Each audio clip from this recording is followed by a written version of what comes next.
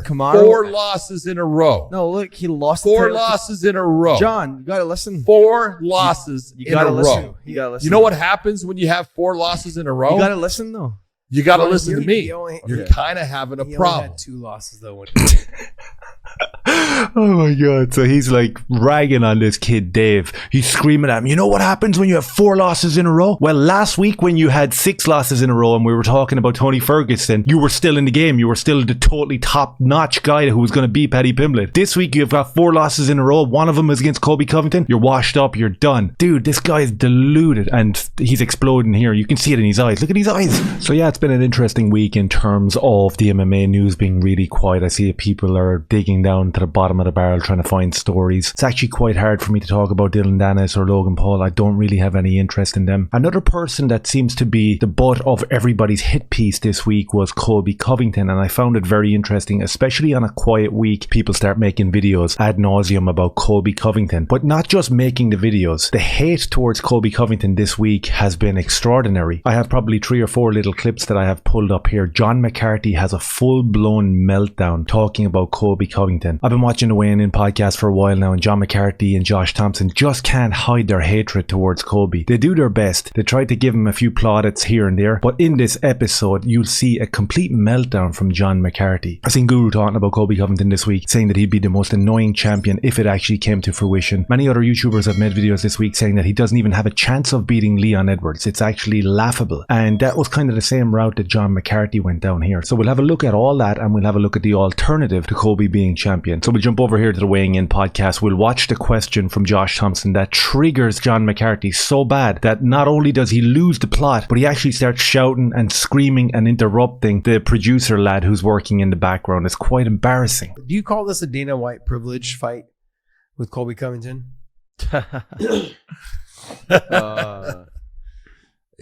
Let's be honest. Are there other people that are more deserving? Yeah, there are.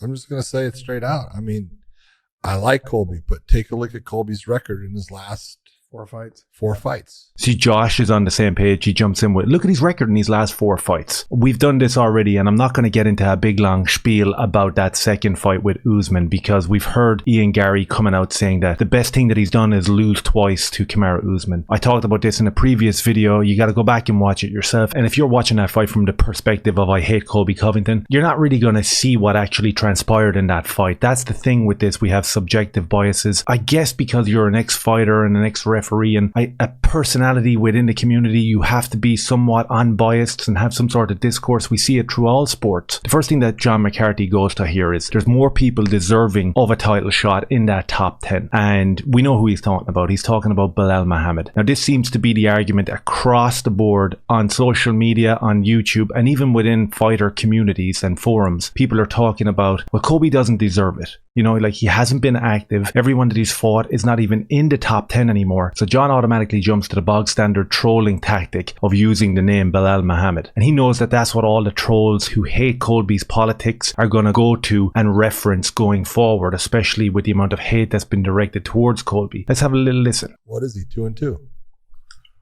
Okay. Now there are guys that are on long winning streaks.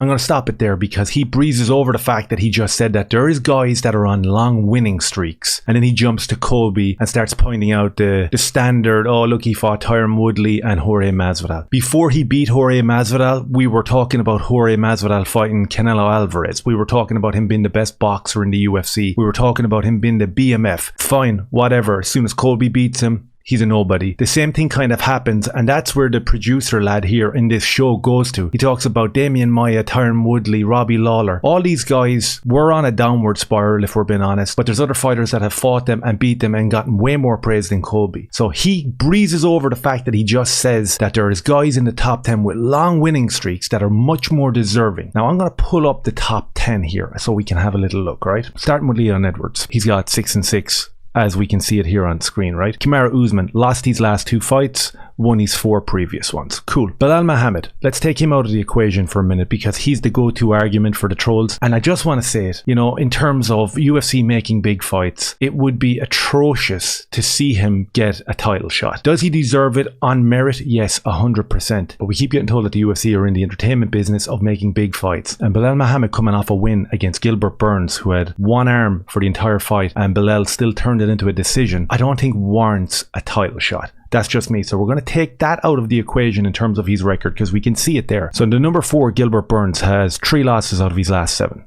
Colby Covington has 2 out of his last 7. Stephen Wonderboy Thompson, number 6 in the world, has 4 losses out of his last 7 fights. Shavkat Rakhmonov has 7-7. Really good record. This is the guy that you could bring into the conversation in terms of there's guys in the top 10 division that are on long winning streaks. We've just seen that Shavkat Rakhmonov has gotten a fight against Wonderboy. Do you give Rakhmonov a title shot? People are saying that he probably needs 2 more fights before a title shot. Even mentioning the fact that he has a long streak here is null and void. You're really talking about Belal Muhammad. Let's jump down to number 8. Jeff Neal, he's lost 3 in his last 7. Sean Brady, number 9, he's lost 1 in his last 7. This is a good record. But he got sparked by the guy who we're actually talking about. He got laid out by Belal Muhammad. So is Sean Brady getting a title shot?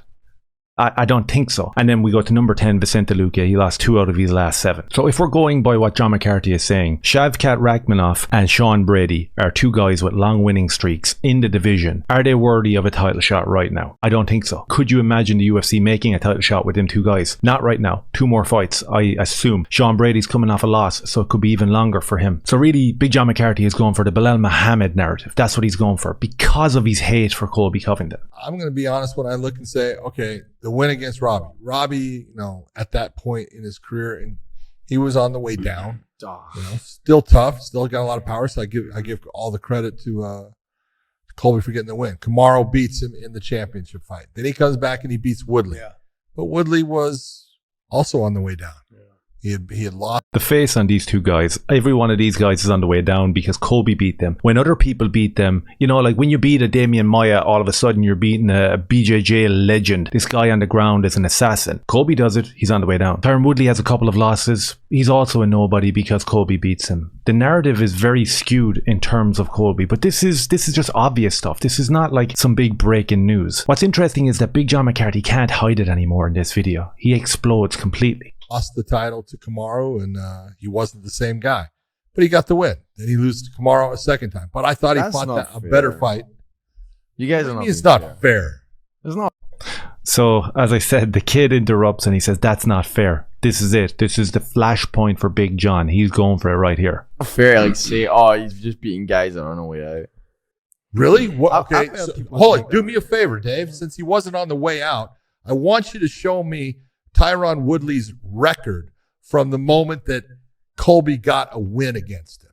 Oh, he's got nothing but losses there. 4 losses in a row. No, look, he lost 4 losses in a row. John, you gotta listen. 4 losses in a row. You gotta listen. You know what happens when you have 4 losses in a row? You gotta listen though.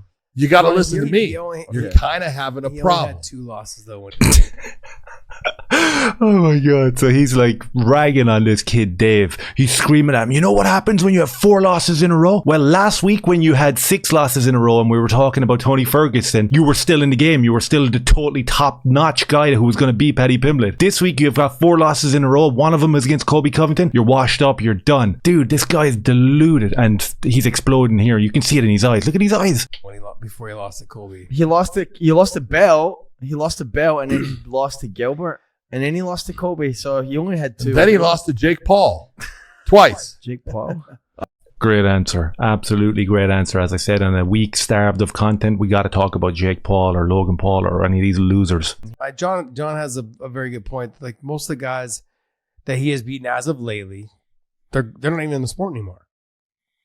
And so we're giving him a title shot. So most of the guys that Colby Covington has beaten are not even in the sport anymore. The two guys have a real smug, snooty look on their face. We go back to what Guru said in terms of Colby being an extremely annoying champion, someone that's not going to be active. So here's my question to you. Put it in the comments. Let me know your thoughts. What's the alternative? I'd love to hear it, and I'd love to see your video this week on the same subject. I would love to see Tracy MMA and Guru and John McCarthy all making content this week talking about how exciting Leon Edwards as a retaining welterweight champion is going to be. I'd love to see that. We jump over here to Leon Edwards' record over the last 3 or 4 years. Let's have a little look, right? We can jump down here to Rafael dos Anjos, unanimous decision, 2019, July. Okay, so since July 2019, we're headed into 2024. That's almost 5 years since that fight, and he has had 3 fights. One of them was against Nate Diaz, where he looked decent on the feet for 3 or 4 rounds and then got his jaw taken clean off of his face in the final round and probably could have lost it if Nate went after him. So what is it that all these content creators are seeing that I'm not seeing in terms of Leon Edwards beating Colby Covington and keeping the belt going forward? Is he going to be more active than he has been in the last 5 years?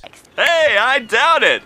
Now, going off the last interview with Colby Covington on the James Lynch podcasts, what do we take from that? In fairness, it was 50-50 for me. I would prefer Colby to be a lot more real, like a Sean Strickland, like a Bryce Mitchell. That's what I would prefer. I'm pretty sure that it's the regurgitation of cringy one-liners that is turning the fan base against Colby Covington. We've seen it in the last week. It's exploded, especially on a quiet week where people are just not interested in this fight, especially from a Colby Covington perspective. But as I said, keep the same energy for Leon Edwards. The dude has fought 3 times in the last 5 years. He could have lost to Nate Diaz, and there's a lot of people that say that last fight with Kamaru Usman leaned Leon's way because he was the champion. So I don't know what the attraction is with going in on Colby. If you're going to go in on Colby, go in the champion. He's surely exciting enough to get you clicks, right? Let me know your thoughts down below. Hit like, subscribe, share. I'd appreciate it. Cheers.